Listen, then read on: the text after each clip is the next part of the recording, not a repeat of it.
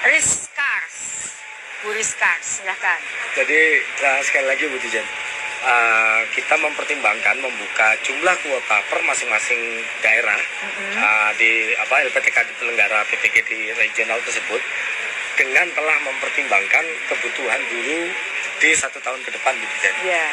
Jadi jangan sampai nanti nambah kuota, namun kita hanya mencetak lulusan PPG Prajabatan yang sebetulnya tidak dibutuhkan kuotanya, tidak dibutuhkan jumlahnya ini. Nah, sebetulnya semakin kita mempertimbangkan kuota pensiun tahun 2025 itu justru akan meningkatkan persaingan Bu Dijen antar sesama pelamar PPG Prajabatan. Nah, sehingga itulah maka dampaknya akan kami harapkan peningkatan guru di tahun ke depan nanti Bu Dijen, karena ada persaingan ketika ingin mengikuti PPG Prajabatan. Mas, terima kasih ya penjelasannya. Ini ada pertanyaan nih di handphone saya nih, ada pertanyaan dari pertanyaannya, bocorannya kapan sih PPG Daljab akan dibuka tahun 2024? Hanya bocoran. Kira-kira bulan apa sih Mas? Tadi Bu Dijen kan udah itu mengumumkan dalam waktu yang sebentar ya. Jadi sabar ya, sebentar lagi kita akan buka yang sudah ada dulu berkategori yang sudah pernah lulus seleksi akademik ya. Betul. Itu jumlahnya 600.000 itu langsung kami panggil. Bagi yang belum semua yang lolos administrasi tanpa harus satu lagi ya, tidak harus punya NPTK.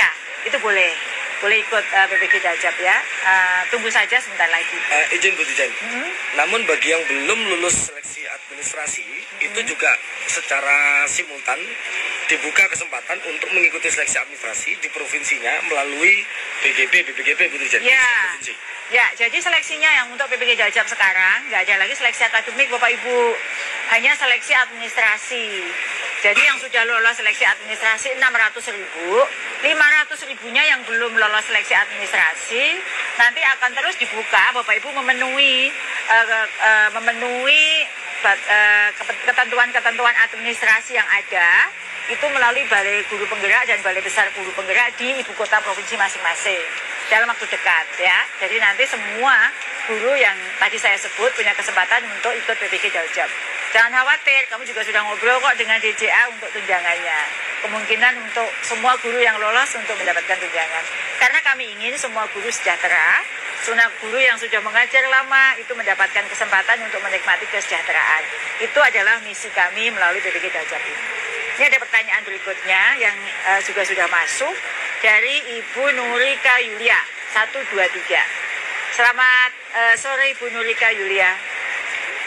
Semangat terus ya Bu. Pertanyaannya, Bu izin bertanya, kalau ijazah S1 pendidikan bahasa Inggris, terus ikut PPG Prajabatan PGSD, nanti kalau ikut P3K bisa ambil formasi untuk mapel bahasa Inggris tidak, atau harus guru kelas. Nah ini penting banget ya. Maka sekarang pada saat menentukan pilihan itu yang paling penting menjadi penentu nanti mau ngambil guru di apa. Jadi karena sertifnya yang diperoleh adalah guru kelas SD seperti bidang PGSD yang dipilih, maka pada seleksi SNP3K yang bersangkutan akan menjadi guru kelas. Jadi kalau bahasa Inggris tidak ingin jadi guru kelas, yang ambilnya sertifnya bahasa Inggris ya. Kalau sudah milih sertifnya kelas, maka ya akan menjadi guru kelas. Gitu nih, jadi udah banyak banget nih pertanyaan, tapi masih banyak banget pertanyaan. Kita masih punya waktu Bapak Ibu, tetap semangat. Bapak Ibu juga boleh loh, sekarang kalau di tempatnya masing-masing hujan, juga boleh menikmati kopi. Seperti saya dan Mas Dir, mau nyoba kopinya dulu, keburu dingin, nanti kita lanjutkan ngobrolnya. Ayo Mas, diminum kopinya. Ya.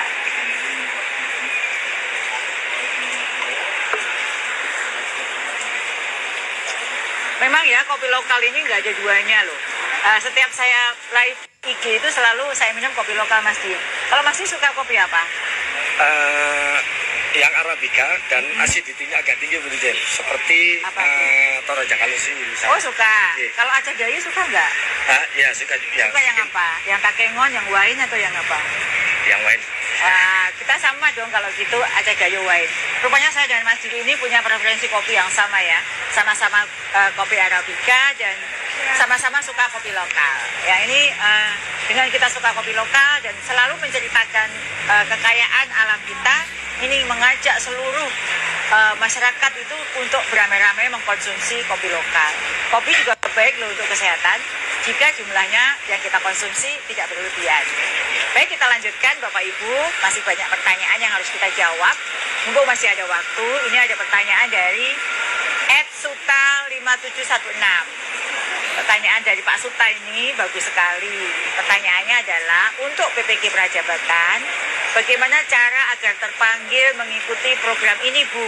Serta syarat harus dipenuhi untuk masuk pendaftaran PPG Prajabatan itu apa? Jadi bagi Anda yang berminat mendaftar program PPG Prajabatan, bisa mengakses laman website PPG di alamat ppg.kemendikbud.go.id ya.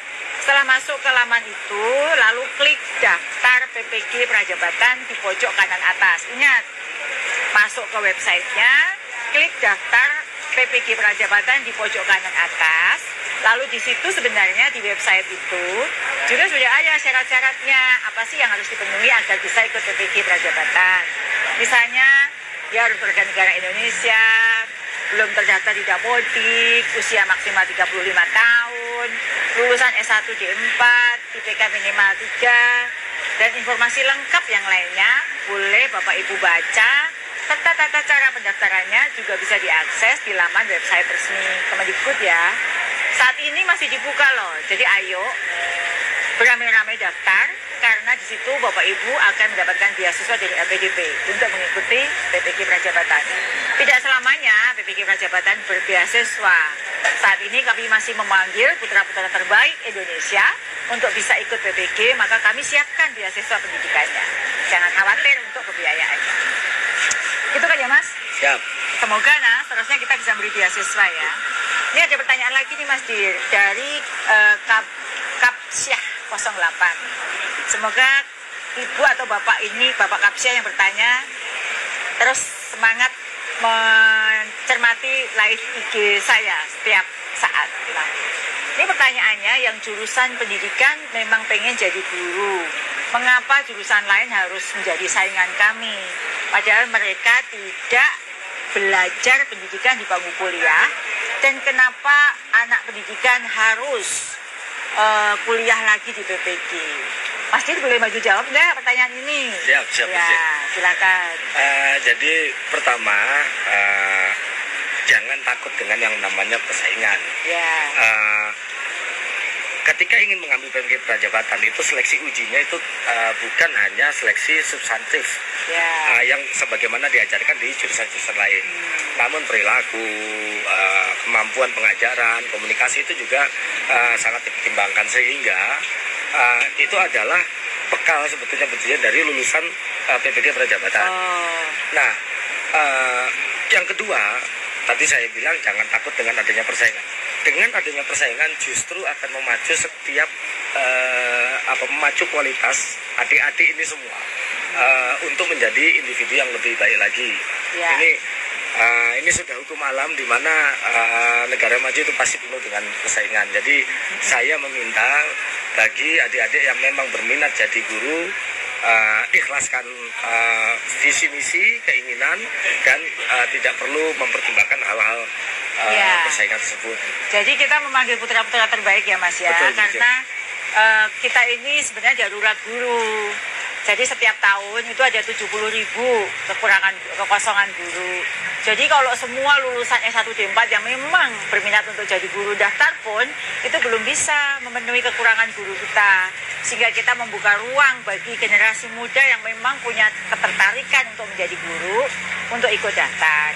Seleksinya di mana? Ya pasti kalau yang dari pendidikan pasti lebih unggul ya, karena punya pengalaman latar belakang di bidang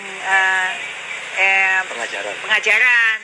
Nah, kalau ada orang yang memang berminat jadi guru, kenapa tidak? Karena bagi yang non-dik memang ingin memajukan anak bangsa, kita kasih kesempatan. Dan filternya adalah lolos seleksi. Jadi jangan takut ya, karena hingga saat ini hingga setiap ditutup pendaftaran kami masih kekurangan pendaftar. Jadi ayo bagi siapa saja generasi muda yang punya passion jadi